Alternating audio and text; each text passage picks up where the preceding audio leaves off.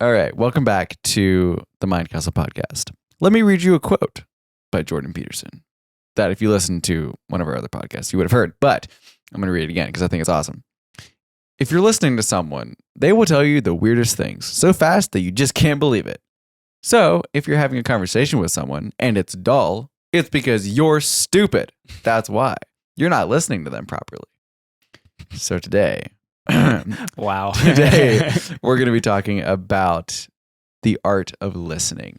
And if you're joining us on a podcasting platform, please note that we also have YouTube at this point, and you should subscribe to our YouTube channel. That would be awesome because eventually we'll probably take clips, like short snippets and stuff from these episodes and condense them down and put like some highlights and stuff up. Yeah, keep an eye out for that, and we'll have the long form on there as well. If you would like to see our beautiful faces, and some of these, we have show and tell and whatnot. But today, the art of listening is what we're going to be talking about. Because the last episode, we talked about communication, and we were recording it, and we were like, man, kind of a really important flip side of this is like being able to listen really well, like, because communication isn't really communication if there's no listening, right? Like it's a back and forth. So if you're just talking, that's not necessarily a guaranteed communication. Someone has to be listening and receiving it and understanding what you're communicating for it to be like true, good communication. And so what does it take to be a good listener? How do you become a good listener? How do you know if you're a good listener? And what are kind of the fundamental like foundations of that skill? And maybe a little bit like why it's important. Like, I don't know if people really understand why it's so important that you be a good listener. If you like there's, I could go on a whole rant here, but if there are a few things in your life that if you master, you will have a very, very, like, I don't know quite the word, but like you will go very far in life just because of these skills. They're so important. Communication and listening are two of them. There's a lot of them, but like those are two that are incredibly important. Like, yeah, that will take you a long ways. I would argue that it's actually communication and listening are part of the same thing. Oh, okay. I don't think it really makes a difference. They're both really important. I mean, it does make a difference. I actually would put it that high on the list. Okay. But for my point that I'm making, it doesn't really make a difference whether or not you're right or wrong because they're both important. But I agree. Yeah. Fundamentally. You can't be a good communicator unless you're a good listener. Yeah. Because like just period. So Reagan, like if you want to talk a little bit more about like why it's really important, like you've probably experienced more of this in communication and listening well than I have maybe. Or at least in a very different setting. Like I have more in the area of like personal things, like emotional things, like not like counseling or anything, but like giving advice to friends and people like that, helping people process emotions, get clarity on things. So like that would be more my experience of listening well. What's been kind of your experience and what have you learned from that / what's really, really important, I guess, about that? The thing that constantly stands out to me is it's amazing what people will tell you if you pay attention. Yeah. And there's this back to why I was wanting to not necessarily delineate between good communication and good listening. Because typically when we're having a conversation with someone, this happens to me all the time. I'm thinking while they're speaking, I'm thinking how I'm going to respond instead of listening. And so now my communication is subpar because I'm not actually listening to them and engaging with them. I'm simply trying to come up with a response, especially if you're having an argument with someone. It's very, very, very simple to just be like, yeah. You just kind of let their words wash off you and you don't actually pay attention to what they said. Yeah. And then, but here's my rebuttal. And that's not communication. Well, I mean, it is. It's just really bad, you know? So that's why I honestly don't even delineate between the listening and communicating because they're so intrinsically linked. It's a two-way street conversation. Right. I mentioned this in the last podcast about, public speaking. Again, I wish I could remember who said it, but something to the effect when you're giving a talk publicly, you're basically a conductor for an orchestra. It's the guy that wrote The Art of Possibility is who said that. Is that who it is? Okay. Yeah. I don't know who that is. I got it. Sorry. So it's that while you're giving a lecture, say, or I'm teaching a class, which I do some at Whoa, different trainings. how do you pronounce this? Yeah, he's a really difficult name. Rosamund Zander and Benjamin Zander. My guess is they're from Czechoslovakia. Close. They're Russian, I think. Oh, really? Oh, cool. Nailed it. Okay. So when the point being, when you're giving a lecture or teaching a class, it's not a one-sided thing. Mm-hmm. I'm communicating something to the audience, but I'm also listening, quote unquote, listening to what the audience feedback is and incorporating that into my matrix of how I continue to present this information. And I'm doing it in a way that the reason why that's so important is it comes back to that concept last episode, simple, clear, concise. Like you're not going to have that clarity with your audience, with the people you're talking to, unless you do that. Because you won't actually know what's resonating. Right. I mean, you're not listening to the cues. You're not hearing what they're saying back to you. And so it's like, is this resonating or not? And that's where I think we've all seen that. Yeah, I mentioned the shouting preacher, syndrome last time. Syndrome. Yeah, syndrome. I don't know what it's called, but it's a disease. It's a style, and I don't want to harsh the style, but I have seen it done in settings that it wasn't fit. It wasn't a good fit. It was actually really poor taste. And you're sitting there in your seat being like, man, this poor preacher is not listening with his audience. He's not engaging with the audience at all. He's just going on his shouting rant of hellfire, whatever. And the audience is over there being like, man, not the right time, bro. Like it was the wrong kind of church environment. It was the wrong, whatever. It wasn't connecting. You could clearly feel it was not landing with the audience. But that was a case of a one-way street. Yeah. He wasn't paying attention he wasn't listening to that feedback. He wasn't engaging. Yeah. Communication is good engagement with people. And if you don't learn that art, it's going to be really hard. So maybe we could almost separate it just a little bit, right? Because it's good listening, but listening is a part of what's actually going on, which is observation, right? Like you're observing your audience. They're giving you cues all the time. Like it's listening with your eyes, your ears, and like looking at how, like, what's their body language like, what's their facial expressions, and like that's a version of listening. So like maybe there's a better term for it, but when we say listening, we're talking about like all of your senses being totally engaged. All the cues, yeah. And obviously it can also mean the very straightforward, you're sitting down with a friend and you're just listening to the words they're saying. But even that, you do want to go a little deeper than that. Yeah. Like, okay, words? That's not active listening, I wouldn't say. Yeah, exactly. It's like, what words are they saying? But what words aren't they saying? Oh yeah, facts. That's like actually almost more, and sometimes can almost tell you more about a person. Like say someone's going through a really rough time, but they can't figure out how to express it, or they're not sure it's safe entirely. And they're kind of feeling around the periphery of this issue, and if you're really paying attention, usually you can kind of pick up on that uncomfortableness or the kind of catching the words, and is like, there's something more going on here. There's something a lot deeper going on in this person. It just happened. I was at a church recently, and it was, someone I hadn't seen in a while. I was like, hey, how's it going? And it's just that little bit of hesitation, and it's like, what? It's going pretty good. Like there was just that kind of, oop, and I was like, really? Like, yeah, what's been going on? And it turned out actually they were in missions. They were having kind of a rough time of it, and like they're working through something with their team, and you could kind of, feel that as it caught. Yeah. And anyway, so this is pretty basic stuff. But so like we've like clearly laid that out, right? Of like what that is. What is this thing that we're talking about? This is kind of the definition of it. It's very natural to not listen very well because you can understand words like 2 or 3 times faster than you can speak. So someone else is speaking to you and your brain is going like 3 times faster than theirs, just because naturally that's how your brain works. So it's really hard not, because it's very actively tuning things out in your brain. So anyway, the aspect of it, have we really touched on like why it's important? Like I think people know it's important, but like why it's important is simple. Do you want to communicate with this person or no? If you aren't listening to them, what you say isn't going to resonate. It's not going to work. We mentioned this with the last episode with Chris Voss's book, Never Split the Difference. Yeah. This concept of mirroring someone and how incredibly effective that is. Yeah. He said in all his years of negotiation and all the stuff he's done in business and whatever, he's never seen it not work. It's like 100% nuclear. It always works. Like you will get results, and just to reiterate mirroring, if you say something to me, like what happened to you today, I don't know, just anything. It's like, so-and-so is super stressful and this situation is blah, blah, blah. And I immediately say back to you, wow, that situation is really stressful. And this situation is okay, and like, immediately communicates to you, wow, okay, wow, that person heard me. Like they're paying attention, and it always works, and so many times you'll have conversations with people and you can tell, yeah, they're not paying attention because they don't mirror it back to you. Yeah. A really simple technique that will take you so far in life because people will feel heard, they'll feel valued. Yeah. You're actually paying attention. And now they're primed to actually listen to your input. Oh yeah, they'll want to. Yeah, I've had people come to me and say, "Hey, can you give me advice on such and such?" And then I try to give it, and they're not interested.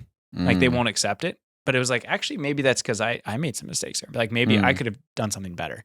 You know what I mean? Yeah. Like all this stuff gets kind of murky. Like it doesn't always like hit in perfect boxes. But like it's really important, especially if you want to give advice to someone. You got to do it in a way that's going to come across, or what's the point? Yeah. Anyways, so I'm kind of taking over. What's the point of communicating if it doesn't actually resonate? Like that, and listening is like one of the most critical aspects of that.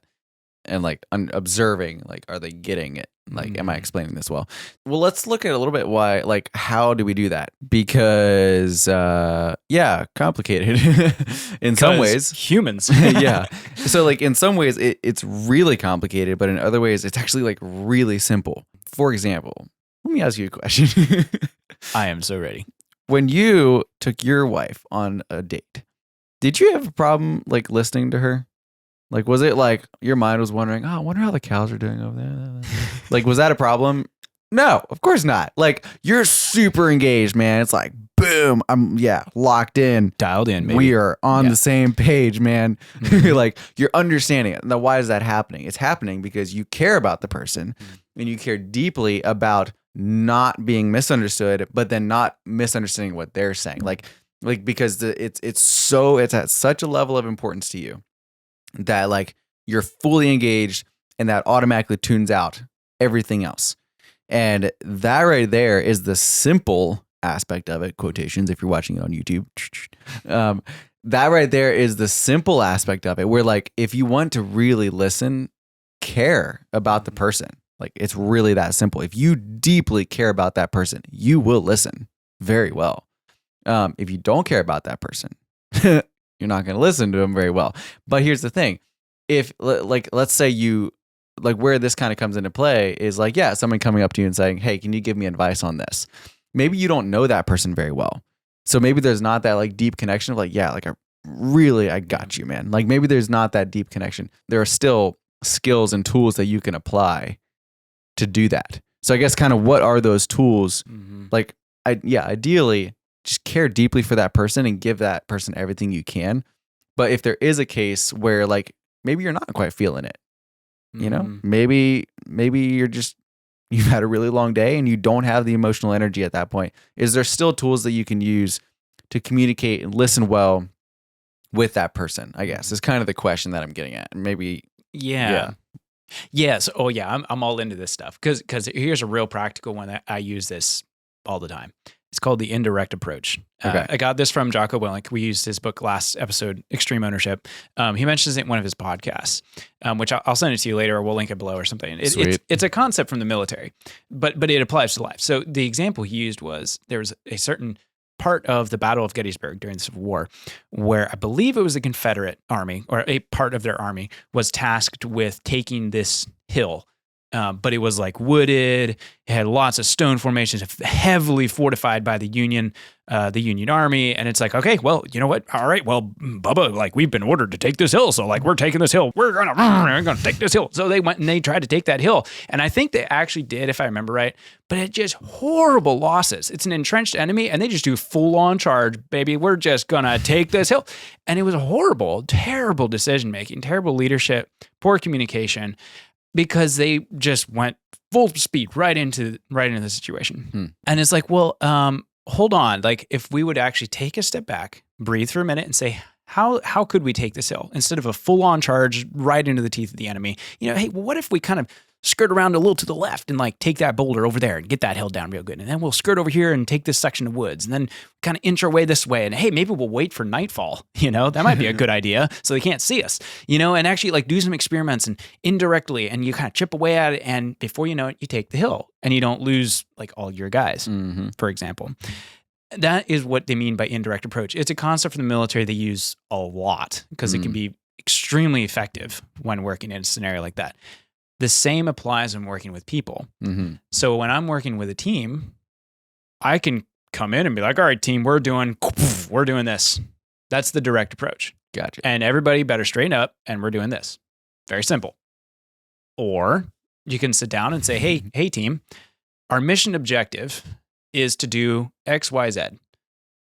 We're still figuring out how to do that. I'd love to hear your ideas. Mm-hmm.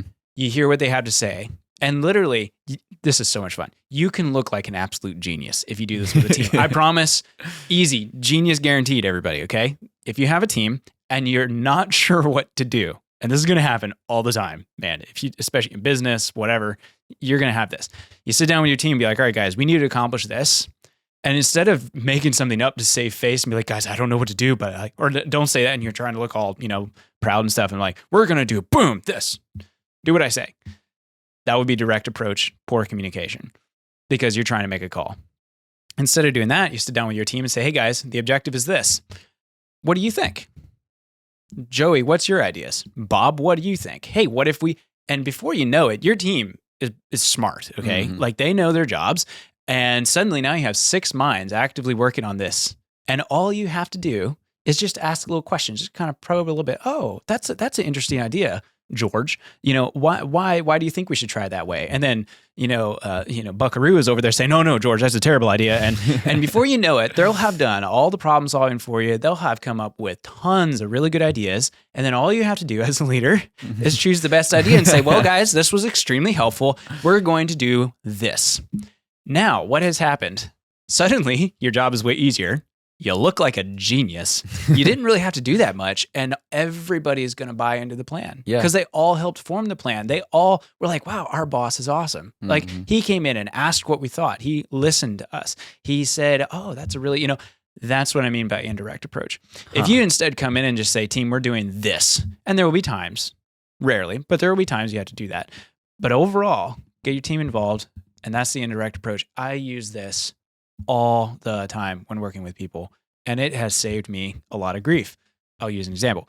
There was recently a situation I was part of, a pretty high up leadership disagreement happening with someone.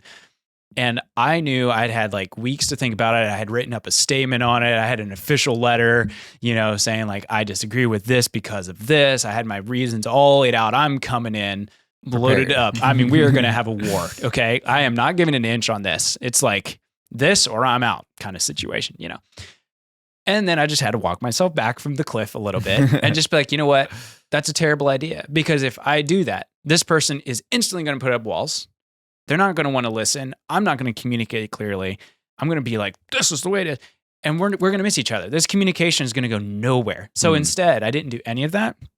I sent a list of questions beforehand, so there's no surprises. Sit down with that person, just very honestly, okay, well, so I've been thinking about this. Well, what would happen because the situation kind of looks like this to me? And well, this person was thinking this and it kind of looks like that. So what should we do about that? Well, what do you think about indirect approach the whole time? Mm-hmm. And you know what? By the end of those 2 hours, we both walked out of that meeting saying, cool, I think we can do this. We agree. We would have never had that if I would have walked in and be like, you need to listen to me now. I've thought about this for a month and this is the way it's going to happen. Yeah. Instead, it's just like, no, like, what do you think about this? Explain that. Indirect approach. Mm-hmm. So that's what I mean by indirect approach. It's very handy, very simple concept, but really hard to do because it means you had to put your own opinion on the back burner. You can't let that out. It's like a cheetah. You got to keep the lid on it. It's kind of trying to jump out, and attack people. You got to like, no, calm it down. Listen to your team, ask those questions, stay humble, and come out of the meeting. And before you know it, the person had circled around and said, yeah, that makes sense. And like we ended up agreeing. And well, especially in conflict, like that's really huge. But even just like life in general, because it's like we are humans that love to spill out advice, So someone comes to you and be like, hey, how's your life going? And they explain. And what's the first thing we want to do? We try to fix them. Yeah. It's like, well, yeah, I can make that better because, this happened to me. No. That's the direct approach. If they want their, if you're going to give advice, get some permission first, like kind of feel it out a little bit, Yeah.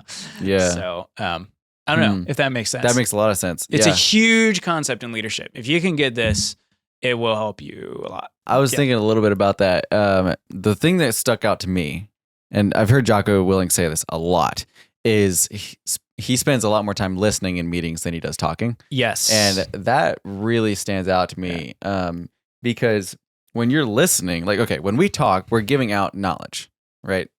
Hopefully. Yeah, maybe. And so that means then that when I'm talking, I'm giving out knowledge. I'm not taking in knowledge. But that means that when I'm listening, I'm taking in your knowledge and adding it to my knowledge. And then when I talk, I have multiple things to pull from. I have more than just my opinion, my knowledge. So there's that. One other thing I was thinking about with all of this is, how do you know if you're listening well? And I have a solution. I think I figured it out.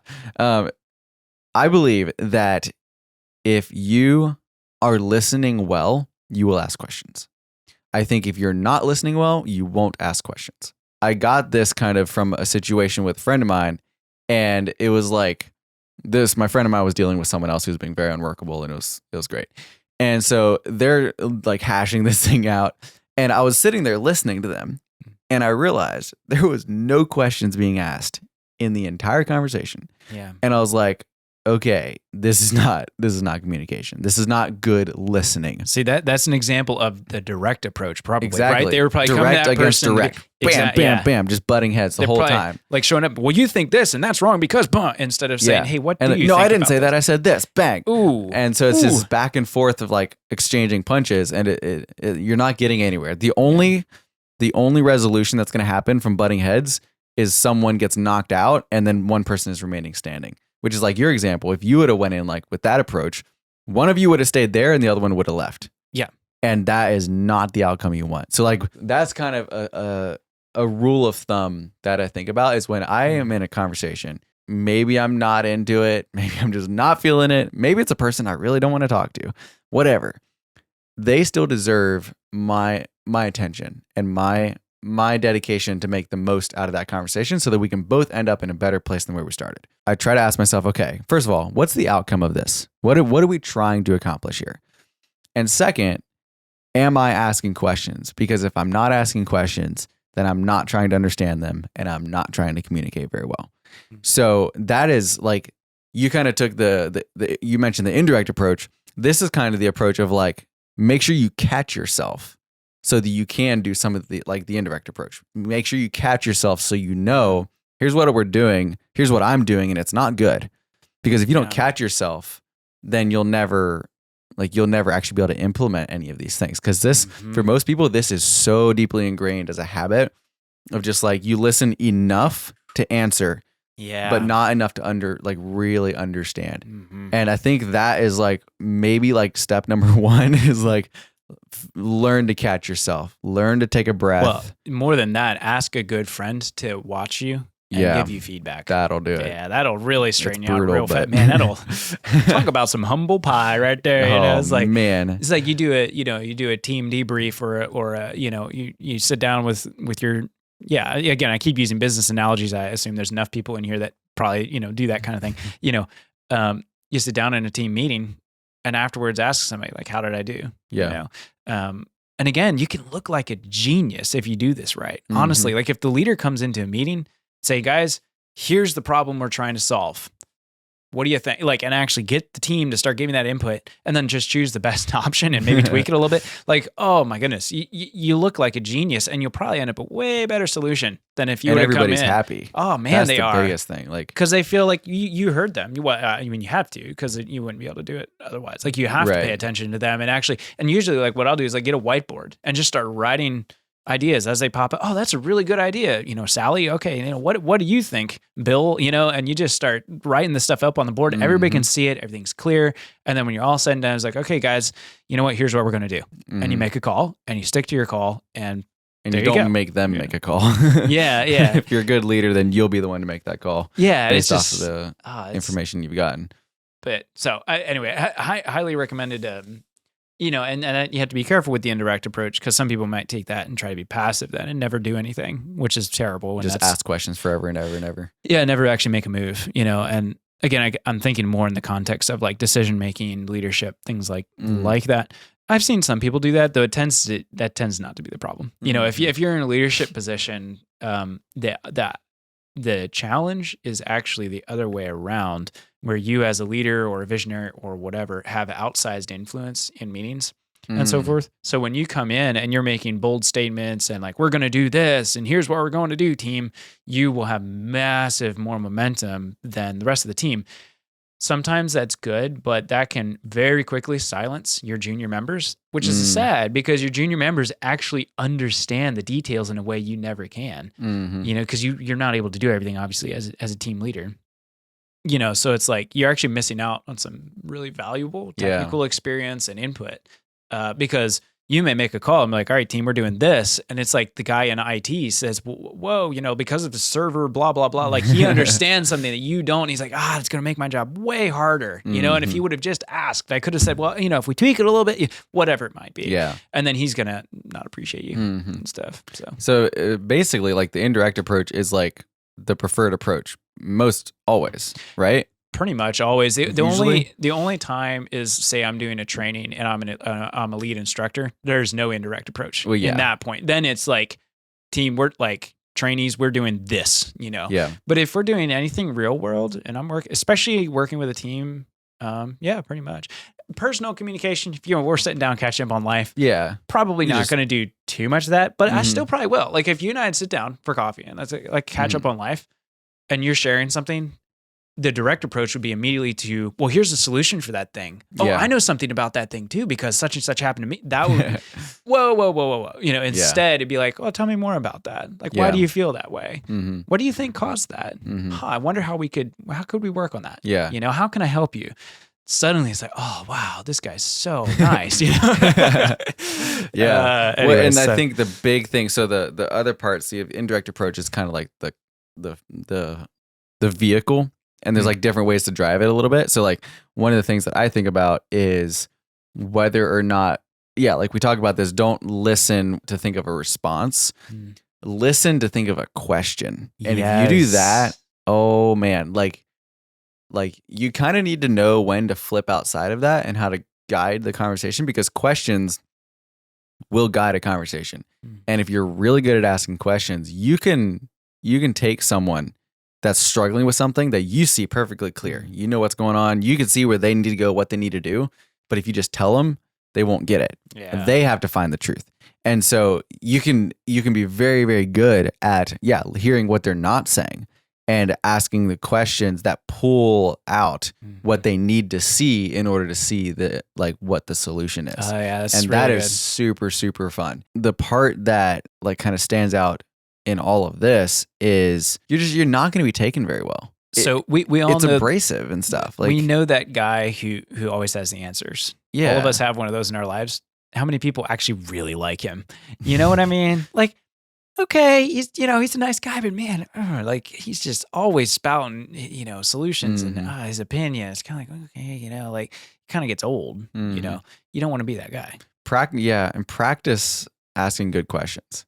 Yeah. Questions is a skill and it's an art, and there's a certain finesse that has to be had to ask a good question. Yeah. And knowing when to ask it and all that stuff. Like and knowing when not to talk to is kind of important. But like in all of my, like I've dealt with a lot of situations like, like where the indirect approach saved me so much grief because, maybe someone, like when I was a dean, for example, at SMBI, I had this all the time. Someone would come to me with something and they're like, dump this huge situation that's been brewing in their life for the past 10 years or whatever. And they just plop it right there. And it's just like, okay. Like, I just heard this. Like, there's no way I could try to give a solution, but they're looking for something. And so that's where like, you can turn that person off so fast and they just leave and like they don't get anything just by like telling them do this, do that, don't do this. Yeah. And maybe I do see it clearly, but it's not about me seeing it clearly. It's about them seeing it clearly. That's really important. Yeah. And so then you have to do this kind of investigation for them almost, like where you ask them questions and they start searching and finding these solutions on their own. And they'll walk away from that so empowered that it is just one of the most fun things ever. And because it's their solution, not your solution. Exactly. So big. Yeah. And then when they do it, it's like they get all the credit for it because like they came up, you guided them, but like they're the ones that actually did it. They're the ones that followed through and took the action and did the thing or whatever. And that, I don't know. That's just super, super rewarding and really fun. And people like being around people like that. Yeah, because they're like, every time I'm around this person, I'm empowered and my life gets better. Yeah, who wouldn't want to be up. around someone like that? Yeah, straight up.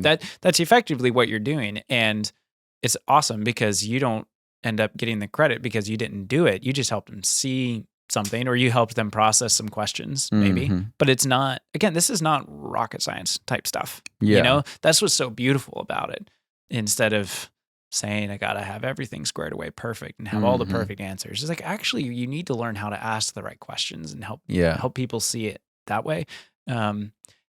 It's this sense of, you know, when you do it with a team, especially in a team environment, the amount of trust that's built within the team and with you as a leader, such a big deal. Especially when as a leader, you know, you have a bigger picture available to you. So you can usually see, hey, I'm pretty sure we should be going that way, but I'm a little fuzzy on the details. This happens to me all the time, but you still bring the rest of the team along. And lo and behold, you know, the accountant or the secretary or whoever person who does not see the big picture at all will come up with a beautiful solution that you never would have thought of. And you're like, whoa, like this is actually kind of awesome. But that's super hard to do as a leader because you're like, well, I already kind of know where we're going. So like, why don't we just go there? And then suddenly you're tripping in the dark because you forgot flashlights because, you know, logistics didn't know about it and you didn't order any. Like, you know, you start, oh man. And I'm running into this we do this in training so much. And it's so good for the teams because they can suddenly realize, oh man, I got to pay attention to my team because they're going to think of stuff that I'm going to forget. And like, you know, we went camping in the woods and forgot the tarps and then it's going to rain, you know, and you start running into stuff like that. And it's like super good life lessons. Yeah. So this is maybe a bit of a plug for some of these trainings and things we do. It's really fun to see students go through something like that because you learn the lessons intuitively, like in your bones. It's not like a classroom thing. You actually like walk through this stuff and try it and experience it. And I highly recommend it. You know, there's all kinds of coaching and leadership trainings and stuff out there that teach this kind of stuff and books and whatever. Go out there and practice and learn these things. You know, let me give you guys a really quick exercise if you want to put this into practice. This is something that Jordan Peterson does like with clients when he's like teaching them how to communicate. And he shared this on a college talk that he was doing. And I kind of picked up on it. I was like, oh, that's really cool. So what he does is he'll get like a group of people, like 5 people, 6 people. They'll like all be in a circle or stand there, whatever. And they'll talk about something. And you as a person are not allowed to respond until you properly reiterate what the person before you said in a way that they say, yes, that's what I said. That's what I meant. So it really tests your comprehension on it because you have to hear them and be able to articulate it. And when you can do that, like, you're a good listener, like, because you've really been able to pick up on stuff. And that's a great way of communication too. In, you know, like you said, mirroring at the beginning of this thing. Someone comes to you with this thing, like, this is happening, blah, blah, blah. And you respond with like, okay, so like this is happening, blah, blah, blah. The person's like, oh, okay. He heard me. He got it. He got it. He understood and he said it back to me, which is proof. Yeah. Like, true. Yeah. And do that for a little bit or just practice it. You know, if you don't even have to tell people, right? So like if you're in a group of people, just practice it. Oh man, like it's amazing. You will build connections with people so fast. Like it's actually scary. It's almost magical. It is. So that is your homework today, everybody. Is try that with your friend or whatever. Try a little bit of mirroring with them and just be like, oh my goodness, that is so cool. Like it almost feels manipulative. It's not manipulative at all. I mean, as long as it's genuine. Obviously, don't do it to be manipulative. But it like feels like, whoa, why have I never tried this before? You know, I mean, this is brilliant. You know, positively brilliant. Yeah. So is there anything else we need to cover on active listening? Maybe any resources or anything that we could recommend? Never Split the Difference by Chris Voss. I mean, it's got some stuff in it that's kind of extreme because he worked for FBI and hostage negotiations. So some of it's kind of brutal, actually. So I hesitate to wholeheartedly recommend it, but the principles he outlines in there, he does a lot of podcasts explaining the principles and stuff. You can easily find it on the internet for free. But yeah, he has like mirroring, and there's a couple others like that. Just good basic communication skills. Yeah, I would highly recommend. There'd be some other stuff. You know, the Extreme Ownership book, I talked about that last time. That's got some good things in it as well. But otherwise, Yeah. just practice. Honestly, Just practice. Yeah. practice, get feedback. Practice, get feedback. Mhm. Work with a team.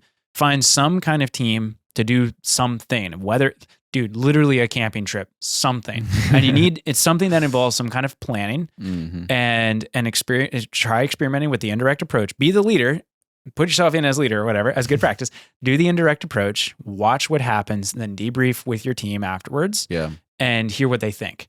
And do that a bunch of times. And literally planning a weekend camping trip, planning a canoe trip, or, going to grab tacos, or like it can be as simple as can be, but going through the process, you can learn it in a classroom, but you really got to practice it. Yeah.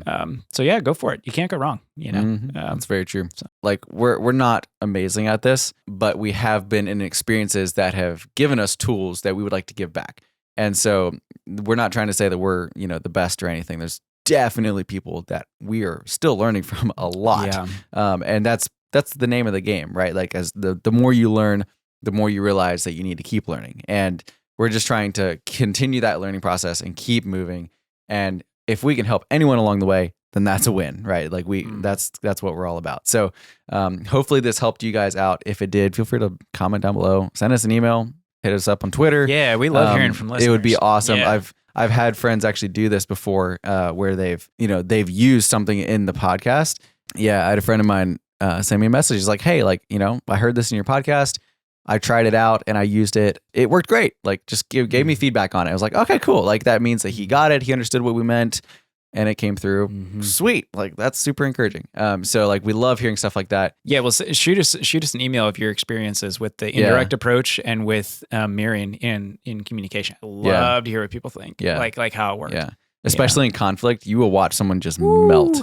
It is so much fun. Yeah. Indirect approach in conflict. You got to is have magic. some serious humble pie, because it's not easy. No, but it's so super hard. rewarding. We'll see you guys in the next episode. Thank you so much for listening. Yeah, let us know if there's anything that you would like us to do a podcast on. We'll try to take requests as well. So peace out.